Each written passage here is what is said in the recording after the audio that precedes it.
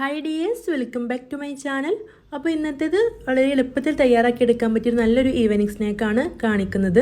അപ്പോൾ നമ്മൾ വീട്ടിൽ തന്നെയുള്ള കുറഞ്ഞ ചേരുവകൾ വെച്ചിട്ട് വളരെ ഈസി ആയിട്ട് നമുക്ക് തയ്യാറാക്കി എടുക്കാം. വെറും 4 ചേരുവ വെച്ചിട്ടാണ് നമ്മൾ ഈ ഒരു സ്നാക്ക് തയ്യാറാക്കി എടുക്കുന്നത്. ഈ ഒരു മഴയത്തും തണുപ്പത്തൊക്കെ നമുക്ക് കട്ടൻ ചായയുടെ കൂടെയൊക്കെ വൈകുന്നേരങ്ങളിൽ കഴിക്കാൻ പറ്റിയ നല്ലൊരു അടിപൊളി ടേസ്റ്റുള്ള സ്നാക്കാണ് കേട്ടോ ഇത്. നല്ല ക്രിസ്പി ആയിട്ടുള്ളൊരു സ്നാക്കാണ്.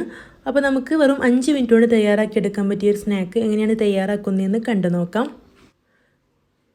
അപ്പോൾ ഇതിനു വേണ്ടി ഞാനിവിടെ 2 ഉരുളക്കിഴങ്ങ് എടുത്ത് വെച്ചിട്ടുണ്ട്. തൊലിയെല്ലാം കളഞ്ഞ് കഴുകിയെടുത്തതാണ്. ഇനി നമുക്കിതൊന്ന് ഗ്രേറ്റ് ചെയ്തെടുക്കണം. അപ്പോൾ ഞാനിതിവിടെ ഇതുപോലൊന്ന് ഗ്രേറ്റ് ചെയ്തെടുത്തിട്ടുണ്ട്. അപ്പോൾ നിങ്ങൾക്ക് എത്രയാണോ സ്നാക്ക് വേണ്ടത് അതിനനുസരിച്ച് ഉരുളക്കിഴങ്ങിൻ്റെ അളവ് കൂട്ടിയെടുക്കുക കേട്ടോ. ഞാനിപ്പോൾ ഇവിടെ 2 എണ്ണം വെച്ചിട്ട് ഇതുപോലൊന്ന് ഗ്രേറ്റ് ചെയ്തെടുത്തിട്ടാണ് ചെയ്യുന്നത്.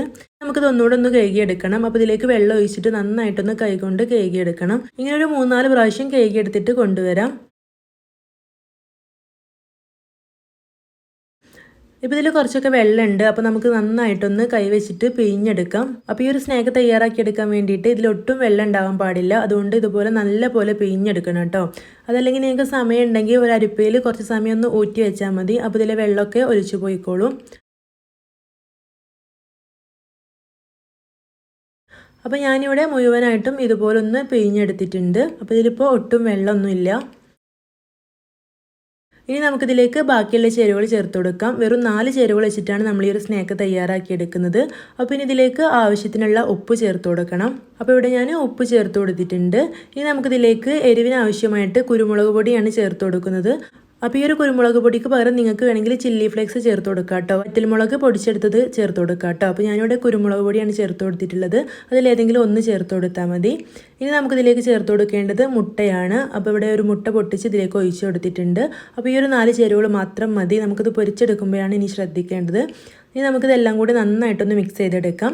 അപ്പോൾ നിങ്ങൾ വലിയ മുട്ടയൊക്കെ ആണെങ്കിൽ ഒരു 3/4 ഭാഗമൊക്കെ ഒഴിച്ചു കൊടുത്താൽ മതി കേട്ടോ. അല്ലെങ്കിൽ മാവ് നന്നായിട്ട് ലൂസായി പോവും. അപ്പോൾ ഞാനിവിടെ ചെറിയ മുട്ട ആയത് കാരണം ഒന്ന് മുഴുവനായിട്ട് ഒഴിച്ചു കൊടുത്തിട്ടുണ്ട്.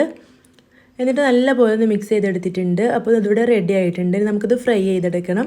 അപ്പോൾ അതിന് വേണ്ടിയിട്ട് പാനിൽ ഓയിൽ ഒഴിച്ചു കൊടുത്തിട്ട് നന്നായിട്ടൊന്ന് ചൂടായി വന്നിട്ടുണ്ട്. ഇനി നമുക്കിതിലേക്ക് കുറച്ച് എടുത്ത് ഇതുപോലെ ഒന്ന് ഇട്ട് കൊടുക്കാം. അപ്പോൾ ഇതിവിടെ തീ ഹൈ ഫ്ലെയിമിൽ ഇട്ട ശേഷം നമുക്കിത് ഇതിലേക്ക് ഇട്ട് കൊടുത്ത ശേഷം പെട്ടെന്ന് തന്നെ മീഡിയം ഫ്ലെയിമിലാക്കി വെച്ചിട്ട് തിരിച്ചു മറിച്ചൊക്കെ ഇട്ട് കൊടുത്തിട്ട് ഒന്ന് ക്രിസ്പി ആവുന്ന വരെ ഒന്ന് ഫ്രൈ ചെയ്തെടുക്കണം. അപ്പോൾ ഇത് ഫ്രൈ ചെയ്തെടുക്കുമ്പോൾ തീരെ തീ കുറച്ചിട്ട് ലോ ഫ്ലെയിമിൽ ഇട്ട് വെക്കരുത് കേട്ടോ. അതുപോലെ തന്നെ ഒരുപാട് ഹൈ ഫ്ലെയിമിൽ ഇട്ടേക്കരുത്. ഒരു മീഡിയം ഫ്ലെയിമിൽ ഇട്ടിട്ട് വേണം ഇത് ഫ്രൈ ചെയ്തെടുക്കാൻ. അപ്പോഴാണ് നല്ല ക്രിസ്പി ആയിട്ട് നല്ല ടേസ്റ്റിൽ നമുക്ക് ഫ്രൈ ചെയ്ത് കിട്ടുള്ളൂ.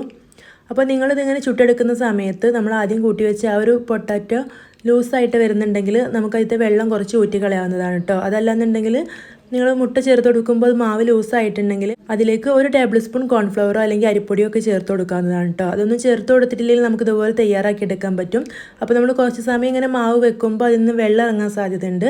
അങ്ങനെ ആവുകയാണെങ്കിൽ മാത്രം കുറച്ച് പൊടി ചേർത്ത് കൊടുക്കാവുന്നതാണ്. ഇപ്പോൾ ഞാനിതിവിടെ തിരിച്ചും മറിച്ചൊക്കെ 2 വശം ഈ ഒരു ബ്രൗൺ നിറം ആവുന്നത് വരെ ഒന്ന് ഫ്രൈ ചെയ്തെടുത്തിട്ടുണ്ട്.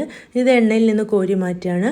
ബാക്കിയുള്ളതും ഇതുപോലെ തന്നെ ഫ്രൈ ചെയ്തെടുക്കാം. അപ്പോൾ നല്ല ക്രിസ്പി ആയിട്ടുള്ള നല്ല ടേസ്റ്റി ആയിട്ടുള്ള വളരെ ഈസിയായി തയ്യാറാക്കി എടുത്തിട്ടുള്ള ഒരു ഈവനിങ് സ്നാക്ക് ഇവിടെ റെഡി ആയിട്ടുണ്ട്. അപ്പോൾ കുട്ടികൾക്കൊക്കെ നന്നായിട്ട് ഇഷ്ടപ്പെടും. ഉണ്ടാക്കി കൊടുക്കാനും വളരെ എളുപ്പമാണ്.